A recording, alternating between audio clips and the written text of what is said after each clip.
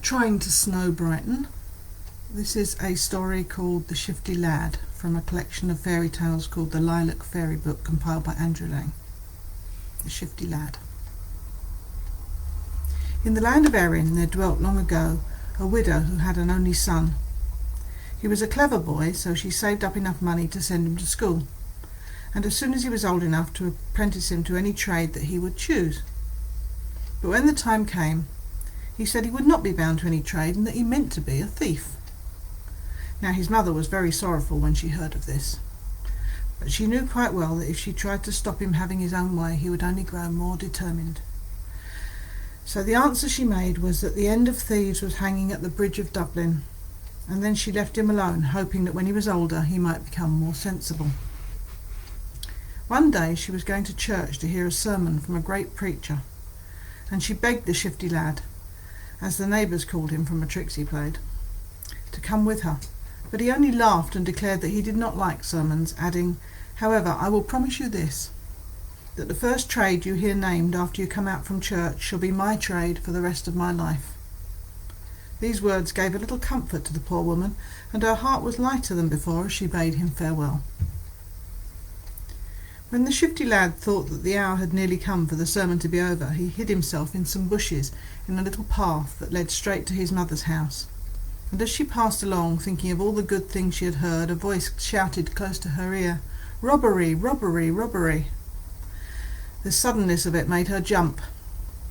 The naughty boy had managed to change his voice so that she did not know it for his, and he had concealed himself so well that though she peered all around her, she could see no one. As soon as she had turned the corner, the Shifty Lad came out, and by running very fast through the wood he contrived to reach home before his mother, who found him stretched out comfortably before the fire. "Well, have you any news to tell me?" asked he. "No, nothing, for I left the church at once and did not stop to speak to anyone." "Oh, then no one has mentioned a trade to you," he said in tones of disappointment. "Yes," she replied slowly. "At least, as I walked down the path, a voice cried out, 'Robbery, robbery, robbery!' But that was all." "And quite enough too," answered the boy. "What did I tell you? That is going to be my trade." "Then your end will be hanging at the bridge of Dublin," said she. But there was no sleep for her that night, for she lay in the dark thinking about her son. "If he is to be a thief at all, he had better be a good one. And who is there that can teach him?" the mother asked herself. But an idea came to her, and she arose early before the sun was up, and set off for the home of the black rogue, or gallows bird, who was such a wonderful thief that although all had been robbed by him, none could catch him. "Good morning to you," said the woman, as she reached the place where the black gallows bird lived when he was not away on his business. "My son has a fancy to learn your trade. Will you be kind enough to teach him?"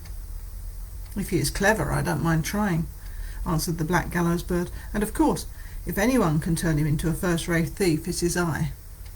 But if he is stupid, it is no use at all. I can't bear stupid people." "No, he isn't stupid," said the woman. "So tonight, after dark, I will send him to you."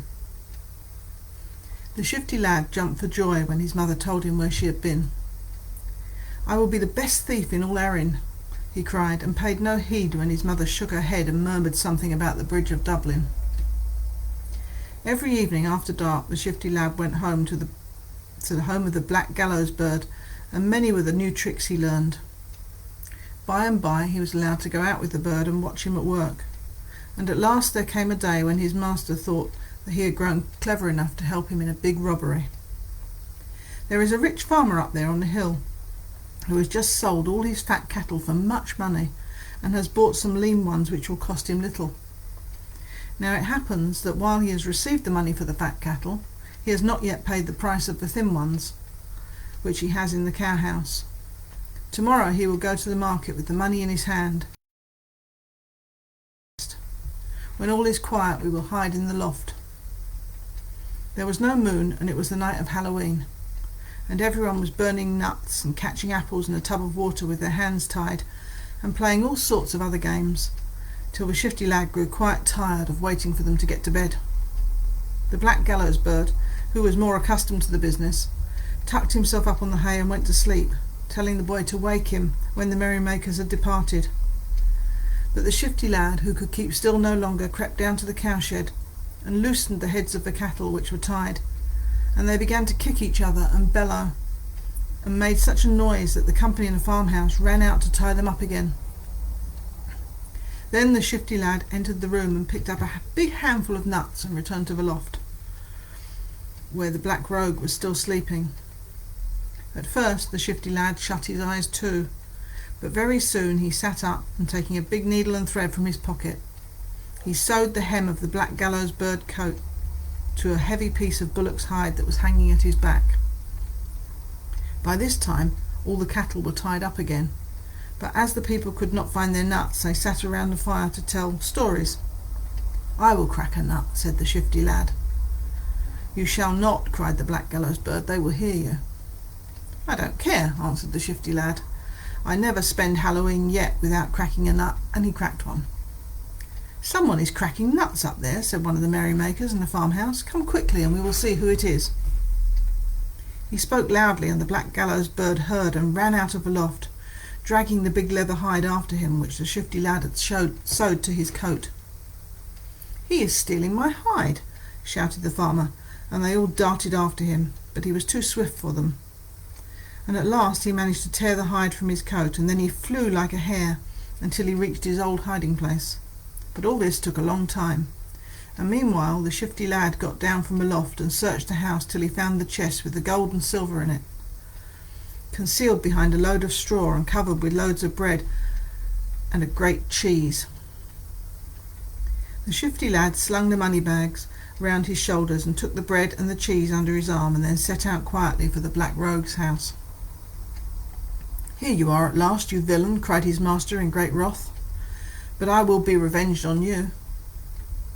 "It is all right," replied the Shifty Lad calmly. "I have brought what you wanted," and he laid the things he was carrying down on the ground.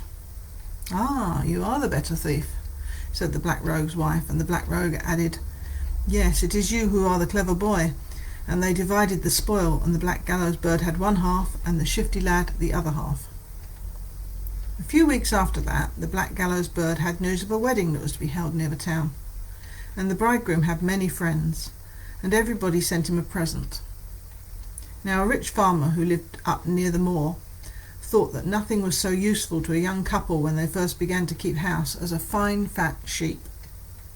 So he bade his shepherd go off to the mountain where the flock were feeding, and bring him back the best he could find. And the shepherd chose out the largest and fattest of the sheep, and the one with the whitest fleece. Then he tied its feet together and put it across his shoulder, for he had a long way to go. The next day the Shifty Lad happened to be wandering over the moor when he saw the man with the sheep on his shoulder walking along the road which led past the Black Rogue's house. The sheep was heavy and the man was in no hurry, so he came slowly, and the boy knew that he himself could easily get back to his master before the shepherd was even in sight. "I will wager," he cried as he pushed quickly through the bushes which hid in the cabin, "I will wager that I will steal the sheep from the man that is coming before he passes here." "Will you indeed?" said the gallows bird. "I will wager you 100 silver pieces that you can do nothing of the sort." "Well, I will try it anyway," replied the boy, and disappeared in the bushes. He ran fast till he entered a wood through which the shepherd must go.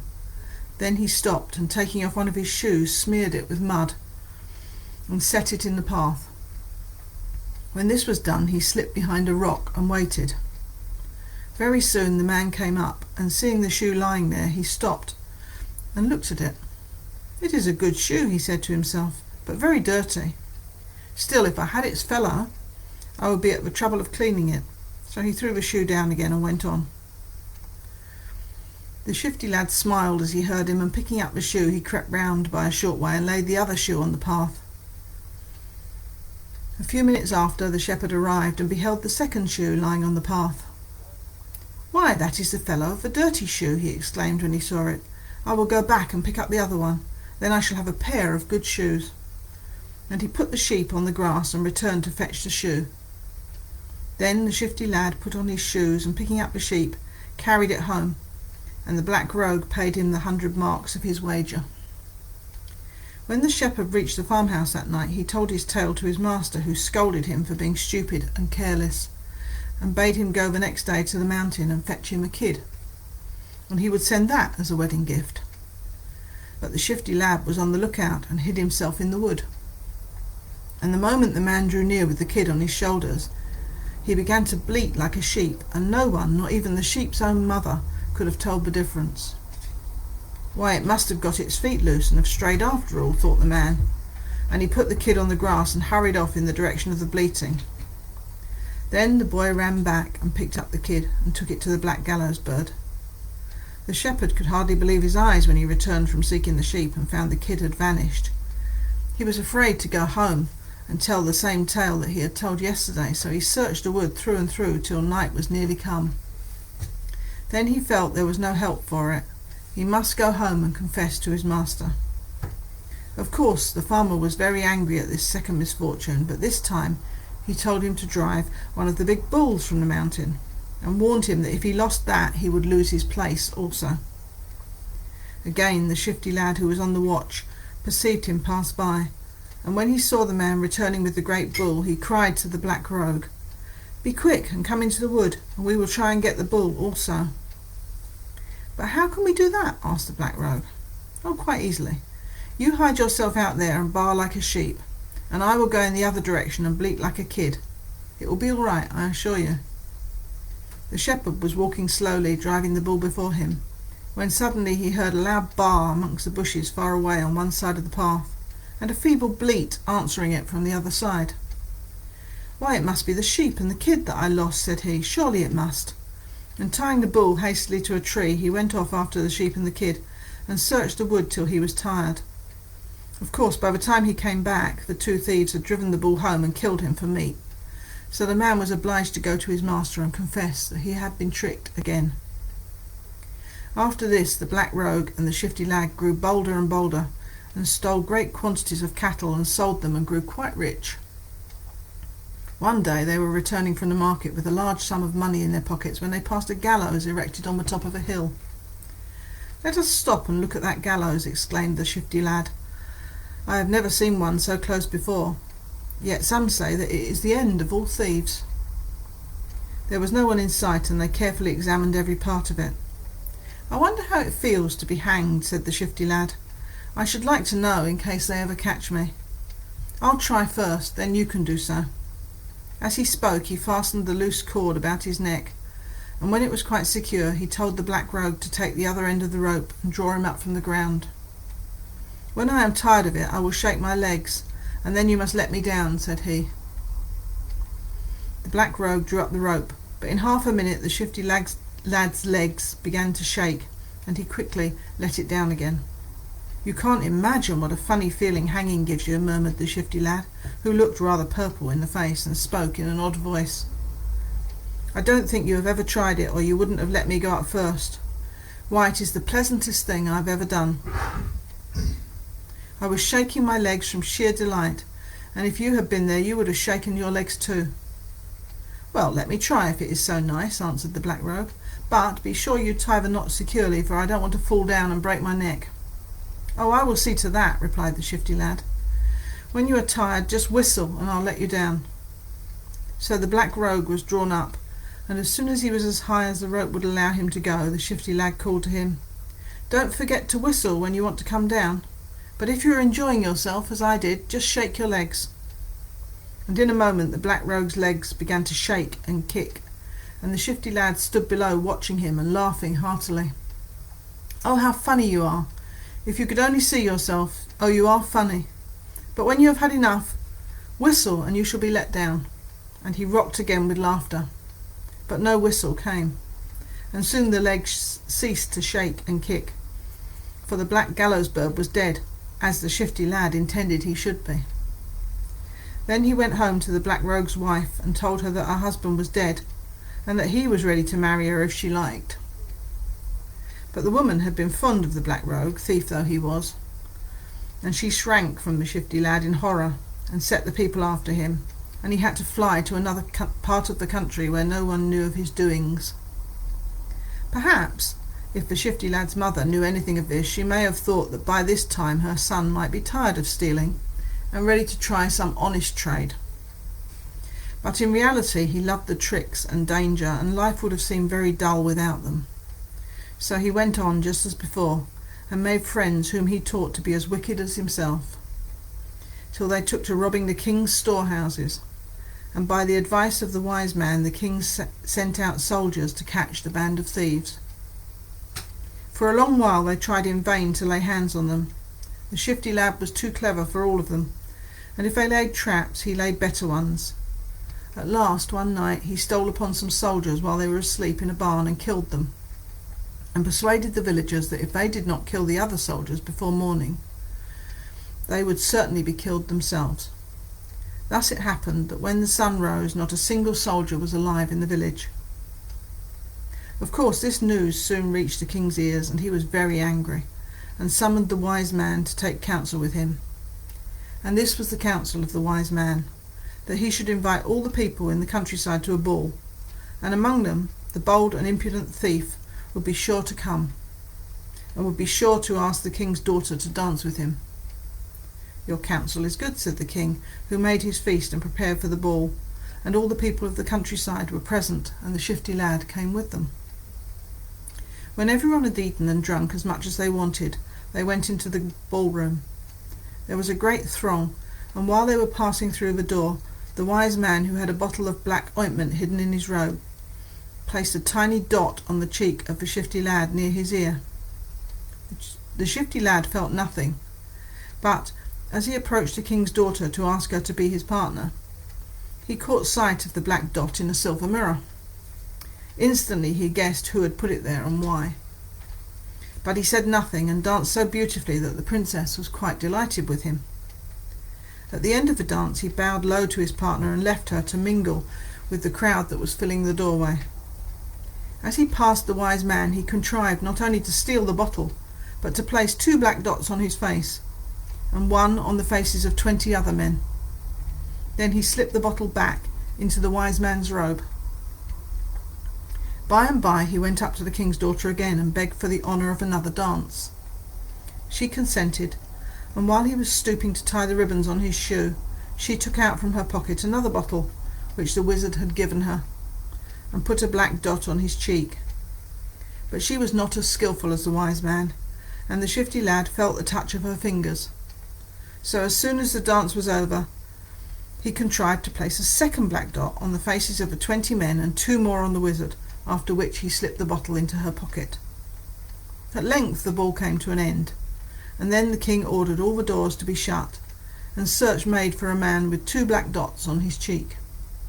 The chamberlain went among the guests and soon found such a man, but just as he was going to arrest him and bring him before the king, his eye fell on another with the same mark, and another, till he had counted 20 besides the wise man, on whose face were found spots. Not knowing what to do, the chamberlain hurried back with his tale to the king, who immediately sent for the wise man and then for his daughter. "The thief must have stolen your bottle," said the king to the wizard. "No, my lord, it is here," answered the wise man, holding it out. "Then he must have got yours," he cried, turning to his daughter. "Indeed, father, it is safe in my pocket," replied she, taking it out as she spoke.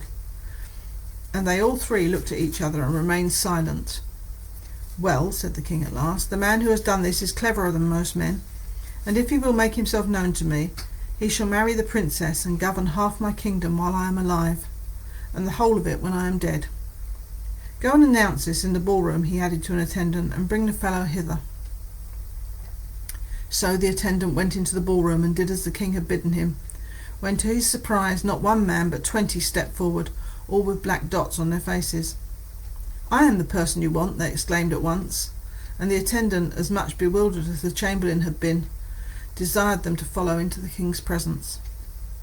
But the question was too difficult for the king to decide, so he called together his council. For hours they talked, but no purpose, and in the end they hit upon a plan which they might just as well have thought of at the beginning. This was the plan.